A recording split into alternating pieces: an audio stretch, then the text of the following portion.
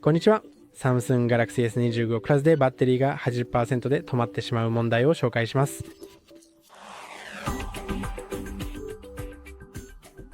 バッテリーが 100% まで充電されない場合、それはバッテリー制限が有効になっているためです。これを無効にするには、設定に移動し、次にバッテリーに進んでください。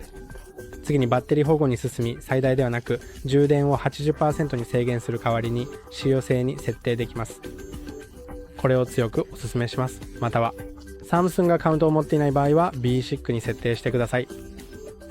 鉄業系は Samsung がカウントがないと設定できないからです。何らかの理由で、なぜかはよくわかりませんが、これがその方法です。そして、使用性または B-SIC に設定できます。それを無効にすることもできますが、無効にすることはあまりお勧めしません。私は使用性をオンにしておくのが好きです。今日や今日終わりです。チャンネル